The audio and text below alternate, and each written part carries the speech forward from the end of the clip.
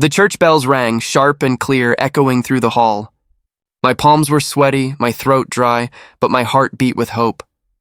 I stood at the altar in a fitted black suit, smiling nervously. Guests filled the seats, whispering and waiting for the moment Emma would walk down the aisle. "Relax, man," Mark muttered beside me, leaning close. "She's probably fixing her makeup. Brides are always late." I tried to laugh, but my chest felt heavy. She promised she wouldn't keep me waiting. "She'll come," he said firmly, patting my shoulder. Minutes passed. The whispers grew louder. I glanced at the doors. Nothing. My smile faltered. I turned to Mark. "It's been 20 minutes. His voice dropped. "Stay calm." Maybe she's nervous, I forced myself to breathe, but the silence from behind those doors screamed louder than any church bell. Finally, Linda, Emma's mother, rushed in, pale and trembling. She hurried toward me, clutching a small folded note. "Where's Emma?" I asked, my voice cracking.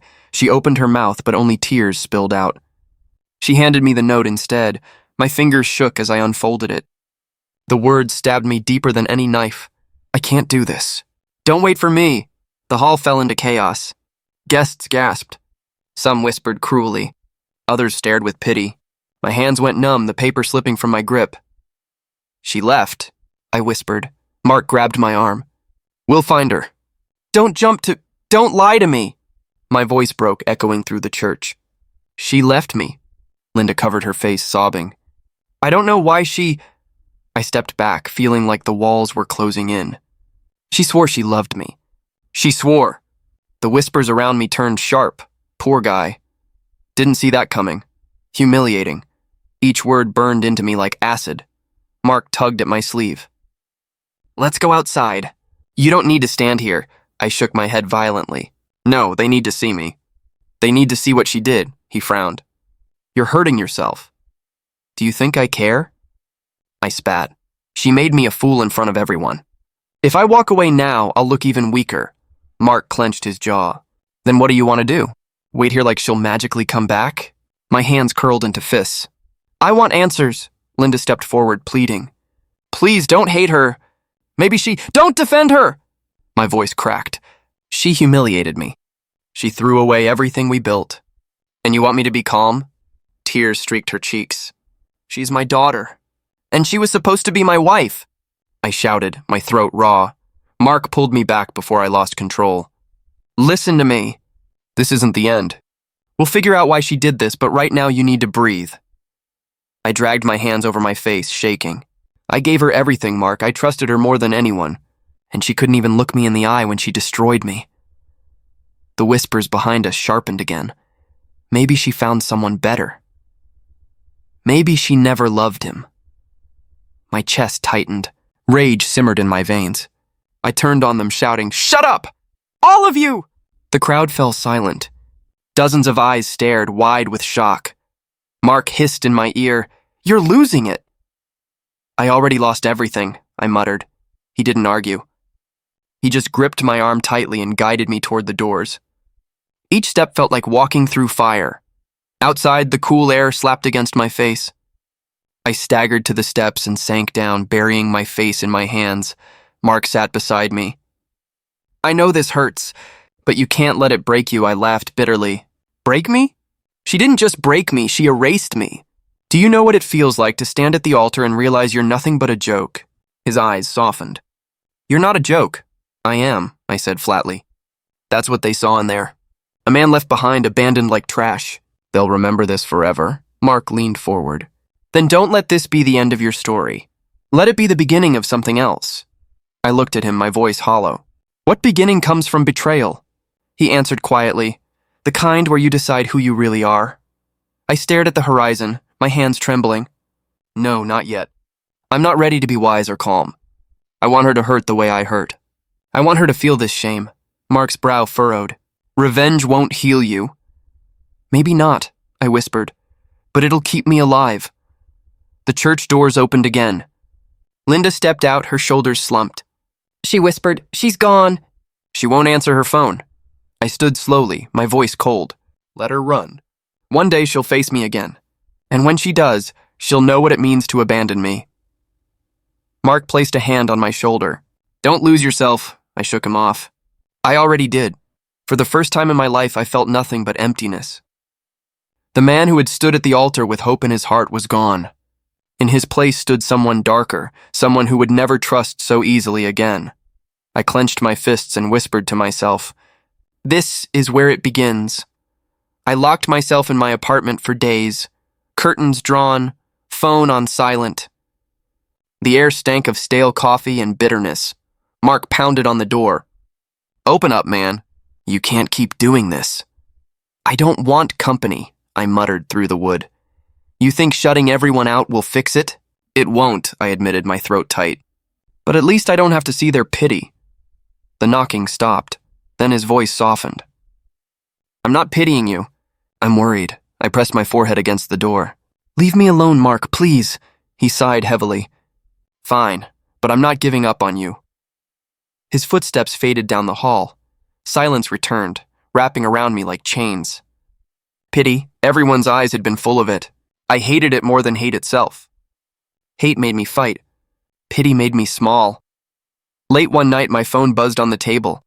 Unknown number. I almost ignored it, but something in me reached for it. "Hello?" My voice was rough. A woman's voice hesitated. Are you Emma's fiancé? I froze. "Who's asking?" "My name's Sophia." "I work with her." My jaw tightened. "Why are you calling me?" She let out a shaky breath. "Because I can't watch you drown in lies while she walks free." "You deserve the truth." My pulse quickened. "What truth?" There was silence on the line, then she whispered, "She didn't leave because of cold feet. She left because of David." The name hit me like glass shattering. "David?" "Our manager," she said bitterly. "She's been seeing him for months. Everyone in the office knew, except you." The room spun. I gripped the phone harder. "You're lying." "I wish I was," she replied. "I saw them together. He bragged about stealing her. She called you nothing but a safety net." My throat burned. "Say that again." "She used you," Sophia said firmly. "She told David she'd end it at the altar.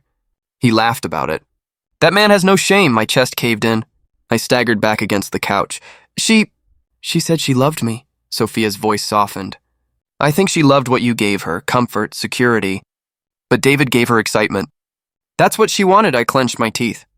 "Why are you telling me this now?" "Because I couldn't watch you keep waiting for answers she'll never give." "You deserve better." I was trembling. "Better? There's no better after this." She ripped everything out of me. Sophia's tone carried pity, the very thing I despised. "I'm sorry." "Don't say that," I snapped. "Don't pity me. Don't look at me like I'm broken." She hesitated. "Then what do you want me to say?" I swallowed hard, my voice low. "Tell me where they are," Sophia whispered. "They're at a restaurant downtown almost every night. If you want proof, you'll find them there." I closed my eyes, the image burning in my mind. Emma laughing with another man, the same night I still couldn't sleep. "Thank you," I said stiffly. "I don't need your sympathy. Just your honesty." She didn't argue. "Be careful. David isn't just arrogant. He's cruel." The call ended, but her words echoed in my skull. Cruel. That explained everything. The smug smile at my humiliation. The cold betrayal. I hurled my phone across the room, the crash ringing through the apartment. My chest heaved as rage spilled out. I whispered into the dark, "She left me for him. She made me a joke for him." My reflection in the black window looked like a stranger. Red eyes, hollow cheeks, clenched jaw. Mark's words returned to me. "Don't let this be the end of your story." But how could it not be the end? My life had shattered in front of everyone.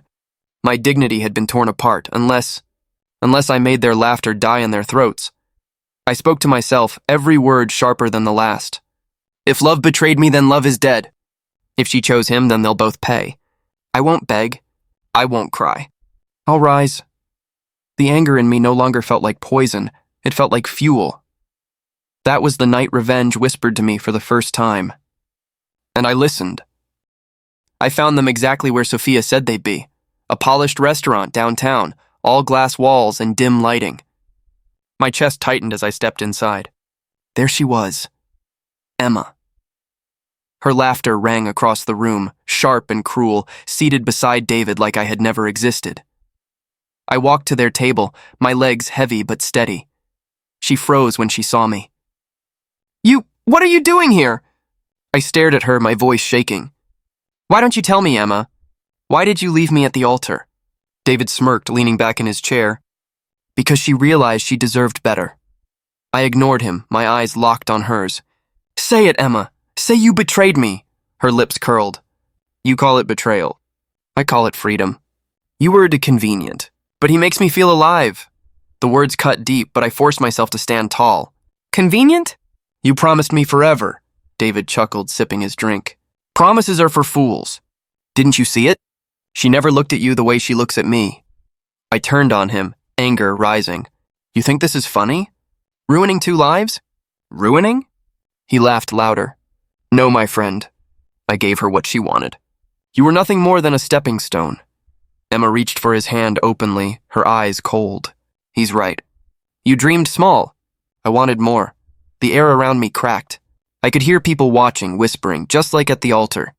My fists trembled, but I held my ground. You humiliated me in front of everyone, I said through clenched teeth. You didn't even have the courage to face me. She tilted her head, mocking. Why would I? Watching you break was easier from a distance. David's smirk widened. And entertaining. Their laughter filled the space, sharp and poisonous. My chest burned, each sound hammering into me. From the side, a familiar voice broke in. Enough, I turned. Linda, Emma's mother, stood by the door, her face pale. She rushed over, glaring at her daughter. Emma, how could you? Emma rolled her eyes. Don't start, Mother. I'm not a child, Linda's voice cracked. You left him at the altar. Do you understand what you did? To him, to all of us? Emma snapped. I don't care what people think. I wanted this. She squeezed David's hand tighter. Linda looked at me, tears welling. I'm so sorry. I raised her better than this. I swallowed the lump in my throat. She made her choice. Don't apologize for her, David snorted. Finally, you're catching on. I faced him, my voice low, steady. One day you'll regret this smugness. Both of you will, Emma scoffed. Regret? I've never felt more free. I leaned closer, meeting her eyes. Then enjoy it while it lasts. Because the day will come when the laughter dies in your throat. And when it does, remember me. She blinked, unsettled for the first time, but David laughed louder, pulling her to her feet. Let's go, Emma. This is pathetic. They brushed past me, their perfume and arrogance thick in the air. I stood frozen, my heart pounding like war drums. Linda stayed behind, trembling. I don't know what to say. I don't even recognize her anymore. I forced a bitter smile. She's not the woman I loved. She's someone else now. She whispered, Don't let her destroy you. Promise me that. I didn't answer. I couldn't. As she walked away, I clenched my fists. Their laughter still echoed, cutting into me. But beneath the pain, something colder began to grow. Love had failed me. But power, that was something I could still seize. I never planned to see her that night. I sat in the corner of a cafe, staring into a half-empty cup, trying to drown the bitterness in something warm. Mind if I sit? A firm voice asked. I looked up. A tall woman in a dark blazer stood there, sharp eyes fixed on me. I frowned. Do I know you? You should, she said. I'm Isabella, David's sister. Her name cut through me. I stiffened. Then we have nothing to talk about. On the contrary, she replied calmly, sliding into the seat across from me. We have everything to talk about. My fists clenched. If you're here to defend him, save it. I've had enough of your family's poison. Her lips curved in a dry smile. You think I defend him? I can't stand him. And I despise that little affair he flaunts with Emma. Her words stunned me. You despise them? She leaned closer. David's arrogance disgusts me. Emma flaunting her betrayal in the office? Embarrassing. If you think I'm here to mock you, you're wrong. I studied her face. She wasn't smirking like David, wasn't gloating like Emma. Her eyes burned with something else. Disdain. Then why sit with me? I asked warily. Because I saw what they did to you, she said firmly. And unlike them, I don't pity you. I respect that you stood there and didn't collapse completely. Most men would have disappeared. You didn't, I let out a bitter laugh. Respect? I was humiliated in front of everyone. What's respectable about that? You stood in the fire, she said, her tone sharp. That takes strength, even if you don't see it yet. Her words hit something in me I didn't expect. For weeks I had drowned in pity and mockery, but her voice carried neither. I narrowed my eyes. What do you want from me? Nothing, she said smoothly. What I want is to offer you something, suspicion flared. Why would David's sister offer me anything? Because I know him, she said coldly. I know his weaknesses. I know how he builds people up just to crush them. And I know that someday he'll turn on Emma too. I leaned forward, my voice low. And you want me to help you bring him down? Her eyes glimmered. No, I want to help you rise above him. Revenge isn't always about destruction. Sometimes it's about success. If you rise, he falls naturally. I shook my head. You talk like it's easy. It's not, she admitted. But you have something powerful already, pain. You can let it drown you or you can let it sharpen you. I can show you how to do the latter. Her confidence unsettled me. Why help me? For the first time, her gaze softened. Because I know what betrayal feels like, and I know what it does to a person. I won't tell you my story, but understand this. I see myself in your eyes. And I don't want you to waste that fire. I stared at her, words caught in my throat. Finally, I managed. So what's your plan? She leaned back, calm and calculating. For now, learn, grow, build yourself again. And when the time comes, you'll no longer be the man they laughed at. You'll be the man they regret underestimating. The silence between us stretched, heavy but not hostile. You really believe I can do that? I asked quietly. She smirked. I wouldn't be sitting here if I didn't. I glanced at my trembling hands, then back at her steady gaze. If I say yes, there's no going back. Good, she said simply. Because going back means crawling, and you're not built to crawl. I exhaled slowly, a flicker of something unfamiliar sparking inside me. Hope. Finally, I nodded. All right, show me how. Her smile was faint, almost approving. Then let's start with one promise. You'll never beg for Emma again.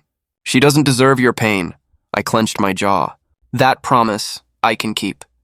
And for the first time since the altar, I believed it. The cafe was quieter that evening, shadows stretching long across the tables. I thought Isabella had called me to discuss strategy. Instead, she looked at me with a gaze so steady, it made me shift uncomfortably. I have a proposal, she said. I raised an eyebrow. Another lesson in strength? No, she replied firmly. Marriage, I choked on my coffee. What? Her lips curved slightly, but her eyes stayed cold. You heard me. I want you to marry me, my voice cracked. That's insane. We barely know each other. True, she admitted. But this isn't about knowing. It's about power. About defeating them. I shook my head in disbelief. You want to use marriage as a weapon? Call it what you want, she said, unfazed. If you stand beside me, David won't just sneer at you anymore. He'll choke on it, Emma too. Together we can make them regret every choice they made. Her words dug into me. Part of me wanted to laugh at the madness. Another part whispered that she was right. I leaned forward, voice low. You're serious? Deadly, she said. I rubbed my temples. Isabella, I just crawled out of a broken engagement. My chest still feels like it's bleeding. And now you're telling me to jump into another marriage? This isn't love, she said sharply. Don't confuse it. I'm not asking you to give me your heart.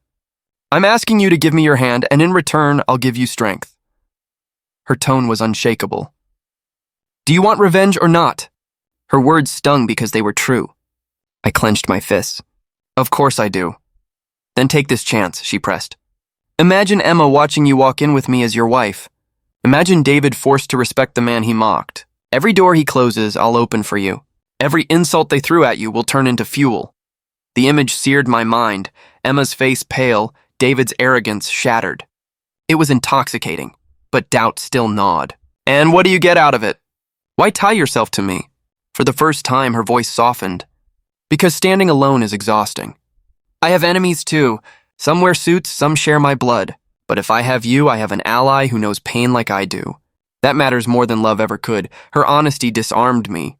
I searched her face for cracks, but she was steel. I whispered, what if we fail? Her answer was immediate. Then we fail together. But I don't plan on failing. I sat in silence, my thoughts warring. Emma's cold eyes, David's laughter, the pity of the world, all of it screamed in my head. Then Isabella's words cut through, sharp and merciless. Do you want revenge or not? Finally, I exhaled. If I say yes, there's no turning back. Exactly, she said. And that's why it will work. No hesitation, no weakness. Just forward, I stared at my trembling hands, then lifted my eyes to hers. All right, I'll do it. Her smile was thin but powerful. Good. Then from this moment we are bound, not by love, but by purpose. Something inside me shifted. It wasn't joy, it wasn't healing. It was fire. I muttered, Emma will choke on this. And David will bow, Isabella finished. Our marriage will be the nail in their arrogance. I almost laughed at the madness, but instead I nodded. When? Soon, she said firmly. Too much waiting gives doubt room to grow. We won't give them that luxury. I leaned back, still stunned, still bleeding, yet burning with something new. You really are dangerous. Good, she said, rising from her seat. Because dangerous people survive. I watched her leave, my chest pounding. My mind caught between fear and exhilaration. Revenge had found a new face, and it was mine beside hers. The first week after marrying Isabella felt unreal. People who once whispered about my humiliation now greeted me with forced smiles. Their eyes no longer carried pity. They carried caution. At a reception, I caught Emma staring at me from across the hall, her lips tight. David whispered something in her ear, but she looked away quickly when Isabella linked her arm with mine. The power shift was real. Later that night, Isabella leaned toward me. See the way they watch us? That's respect, not pity. Remember it, I muttered. Feels strange. Like I'm playing a role, she smirked. Then play it well. Roles can become reality if you're convincing enough. The following morning, Isabella pushed me into a meeting with community leaders. I had expected to stand quietly beside her, but she gestured for me to speak. Introduce yourself, she whispered. I swallowed my nerves and stepped forward. My name is... My voice cracked, but I steadied it. I've faced loss, but I've also found purpose. I believe strength comes when we turn pain into progress. Murmurs spread, some nodding. Afterward, a man approached me. He was older, sharp-eyed, with a calm authority. You spoke well, he said. Mr. Harris, school board, I shook his hand. Thank you. I wasn't sure my words would mean much. They meant more than you think, he said. People respect honesty, especially when it comes from scars. His words lingered with me. Later, I found Isabella waiting with a raised brow. Not bad, she said. You didn't sound like a broken man. You sounded like someone climbing, I half smiled. You planned that, didn't you? Of course, she replied. Growth only happens when you're forced to step forward. That night at dinner, Emma appeared again, this time at Isabella's side. Boss, she said sweetly, ignoring me. Do you need the reports tonight? Isabella waved dismissively. Tomorrow morning is fine. Emma finally turned to me, her voice low. Enjoying your little performance? I leaned closer, just enough for her to hear. More than you enjoyed leaving me at the altar, her eyes flashed. You'll regret this game. No, I said evenly. I already regret wasting years on you. Isabella's voice cut through. Emma, run along. We're busy, Emma stiffened but obeyed. When she was gone, Isabella smirked. You handled that well. Barely, I muttered. Barely is better than crumbling, she said. The days blurred into a rhythm. Meetings, introductions, new faces. I wasn't just Isabella's husband, I was being shaped into something sharper. One afternoon, Mr. Harris invited me to his office. You've got potential, he said, studying me. Not because of your marriage, but because of your fire. We need that kind of drive on the school board. Interested? My breath caught. Me? On the board? Why not? He asked. You've lived through failure. That makes you relatable. People follow those who rise again. I hesitated. I don't have the experience. Experience can be learned, he said firmly. But resilience, that can't be taught. Think about it. When I told Isabella, she actually smiled. See, already doors open. You thought marriage to me was a shield. It's a ladder too, I frowned. And if I fall? Then climb again, she said coldly. Falling isn't failure. Staying down is. Her words echoed in my mind as I lay in bed that night. I remembered Emma's laughter, David's smug face, the whispers in the wedding hall.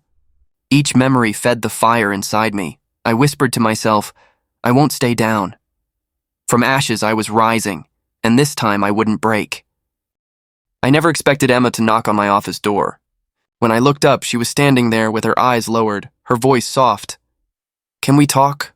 She asked. I leaned back in my chair. Strange. You had nothing to say at the altar, she flinched. I made mistakes. I shouldn't have left like that. Left? I snapped. You didn't just leave, you humiliated me. Her lips trembled. I regret it. David isn't who I thought he was. He's controlling, selfish. I thought he'd give me freedom, but he's worse, I laughed bitterly. Now you realize? After tearing me apart? Tears welled in her eyes. I was wrong. I should have chosen you. I stood, my voice low but sharp. You don't get to choose me again. That door closed the day you laughed in my face. Before she could reply, Isabella entered, cool and composed.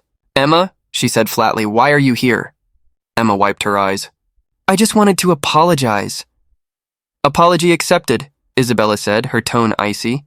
Now leave. Emma turned back to me desperately. Please, don't hate me forever. I stared at her, expression blank. I don't hate you.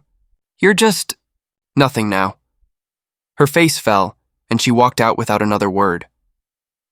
Later that week, Isabella and I attended a business dinner. David was already there, his arm draped over Emma's chair like a claim. He smirked when he saw us arrive together. Well, well, David said, raising his glass. The happy couple graces us with their presence. Isabella slid into her seat, her smile razor sharp. Don't sound so surprised, brother. We're doing quite well. Emma avoided my gaze, fiddling with her fork. I kept silent, watching, listening. David leaned closer across the table. Tell me, does it feel good? Pretending to be part of a world you don't belong in? I finally spoke, my voice calm. Better than pretending betrayal is love. His smirk faltered. Careful, Isabella chuckled. Is that a threat? How unlike you, David. Usually you just hide behind arrogance. He slammed his glass down. You think you're better than me? Because you play boss? I don't play, Isabella said coldly. I am, Emma's voice cracked in. Stop this, please. Everyone's staring. David ignored her, his glare fixed on me. She used you. Can't you see that? She only married you to get under my skin. I met his gaze steadily. And yet here you are, agitated, insecure. Looks like it's working. Emma shifted uncomfortably, whispering, David, let it go. Quiet, he barked at her, his tone harsh. The table froze. Emma shrank back, her face pale. I clenched my fists but forced myself to stay composed. This wasn't the moment to explode. Isabella leaned forward. See? That's why you'll never rise, David. You can't control yourself, let alone anyone else. He sneered. You'll regret mocking me. No, she said, her smile cold. We'll enjoy it. The dinner ended with an icy silence. On the way out, Emma brushed past me, whispering, He's unraveling. Be careful, I didn't answer. I didn't need to. I could already see the cracks spreading in their perfect facade. As Isabella and I stepped into the night, she murmured, He's breaking faster than I thought. I nodded, my voice steady. Let him. The slower he falls, the sweeter it will be. Inside, I was burning, but I'd learned something important. Revenge wasn't loud. It was patient. The first time I stepped into the halls of Wellington Academy, I felt something shift inside me. The laughter, the footsteps, the scent of chalk and paper, it all reminded me of beginnings. But this wasn't about starting over. This was about rising. Principal Carter greeted me with a firm handshake. His voice carried authority softened by years. I've heard about you. You've got fight in your eyes. That's good. Schools need fighters, not cowards, I nodded. I'm ready to prove myself, he chuckled. Prove it by listening first. Ambition without patience burns too fast. Later in his office, he asked, Why education?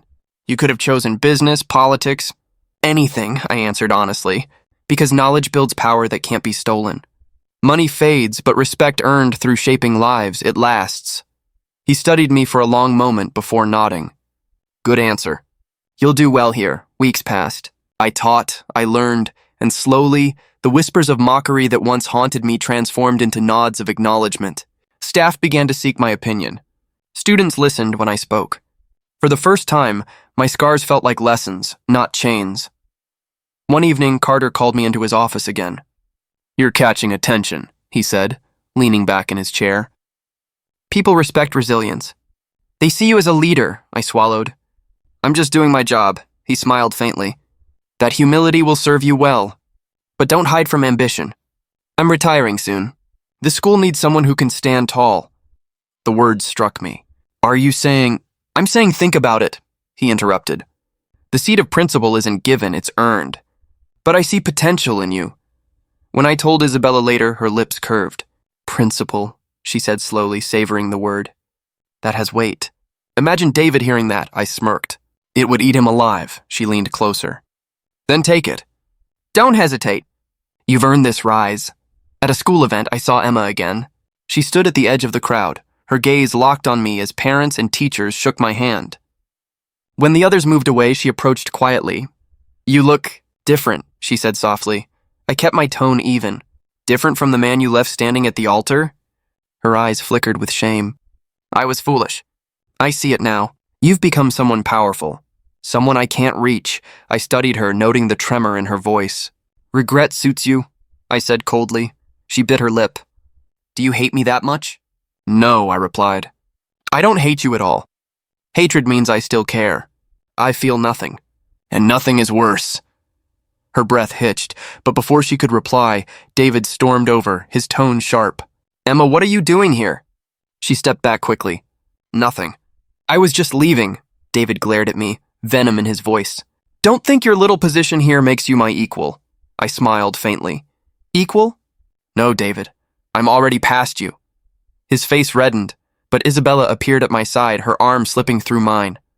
Don't waste your anger, brother, she said smoothly. It only makes him stronger, David sneered. Enjoy your illusion of power while it lasts, I didn't answer. I didn't need to. His anger told me everything, his grip on control was slipping. That night, Carter's words replayed in my head. Retiring soon. Leadership waiting. For years, I had been the man abandoned, ridiculed, broken. But here, with respect growing around me, I felt something new. Destiny pulling me forward. I whispered into the quiet, I'm not broken anymore. I'm becoming the man they'll never forget, and for the first time I believed it. The storm didn't come with thunder. It came with whispers. Teachers muttered about David mishandling funds, students laughed behind his back, and Isabella's quiet moves dismantled his authority piece by piece. One evening, Isabella leaned against my desk, her eyes sharp. He's losing ground faster than I expected. I looked up from the papers. What did you do? Nothing dramatic, she replied smoothly. I just revealed truths he thought were buried. Arrogance makes men careless, I smirked. And Emma? Her expression hardened. She's unraveling. He no longer needs her and she knows it. Days later, I saw it myself. Emma came to the academy, her face pale, her eyes swollen. She stood in my office doorway, trembling. Can we talk? She whispered. I leaned back in my chair. Talk then. Tears filled her eyes. David, he left me. He said I was nothing but a burden. Everyone has turned on us. I have nowhere to go. Her words echoed, but I stayed silent. She stepped closer, desperation in her voice. I was wrong. I should never have betrayed you. You were the one who truly cared. Please say something. I folded my hands. What do you want me to say? That I forgive you? Yes, she sobbed. I need to hear it. I can't live with this guilt. I studied her carefully. You didn't think about guilt when you stood with him. You didn't think about me when you broke me. Her knees buckled as she sank into the chair across from me. I was blinded. I thought power and wealth meant happiness. I was a fool. The room felt heavy with her sobs, but I didn't move. Finally, she whispered, Do you still love me? The question cut, but I didn't flinch. No, I said flatly. Whatever love I had for you died the moment you chose him. Her face crumbled. Please, don't leave me like this. I stood, my voice cold. Emma, you left me long before I ever had the chance. Now you're asking for the pieces of a man you destroyed. There's nothing left for you here. She reached for my arm, but I stepped back. Her hand dropped uselessly to her lap. Don't do this, she pleaded. I'm not doing anything, I replied. This is what you did to yourself. She stared at me, searching for softness, but I offered none. Isabella entered just then, her gaze sweeping the room. I see the queen has fallen from her throne, she said coolly. Emma's eyes burned with shame. You set this up. You ruined everything. Isabella tilted her head. No, Emma. You ruined everything when you chose betrayal over loyalty. We just allowed the truth to surface. Emma turned back to me, choking on tears. Please, I beg you. Don't let her win. Give me another chance, I shook my head. This isn't about her winning. This is about you losing yourself long ago. For a long moment, only her sobs filled the silence. Then she stood unsteadily, her voice breaking. You'll regret this. Someday you'll miss me, I met her gaze unblinking. I've never regretted letting go of poison. She froze, then fled the room, her footsteps echoing down the hallway until the sound vanished. Isabella looked at me, her smile faint. You didn't break. I thought you might for a moment, I exhaled slowly. Once I would have. But not anymore, she nodded approvingly. Good, because the downfall of betrayers isn't just in losing power. It's in facing the silence of the ones they hurt. I sat back down, my heart steady. For the first time, Emma's tears didn't move me. I felt nothing but the satisfaction of knowing the man I had become no longer bled for the people who tried to destroy me. The applause still echoed in my ears as I stepped out of the hall. My name had just been announced as the new principal, and for a moment I stood in silence, letting the weight of it sink in. Isabella's voice broke the stillness. How does it feel? I looked at her. Strange, powerful, heavy, all at once. She smiled faintly. You earned it. No one handed this to you, I exhaled slowly. I remember the day Emma walked away. Everyone laughed at me, called me pathetic. And now, I paused, glancing at the plaque with my name engraved. Now they stand and clap. Isabella's eyes narrowed thoughtfully. Because you didn't just survive, you rebuilt.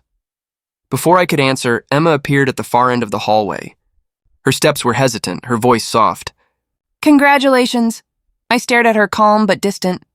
Why are you here, Emma? I wanted to see it with my own eyes, she whispered. You up there. Everyone respecting you. I thought I'd feel angry, but all I feel is empty, I nodded slowly. That's what betrayal leaves behind. Emptiness. She bit her lip, tears brimming. I don't expect forgiveness anymore. I just needed to say I was wrong. You deserved better than me. You always did. I kept my tone even. And now you know, her gaze dropped. David is gone. He destroyed himself.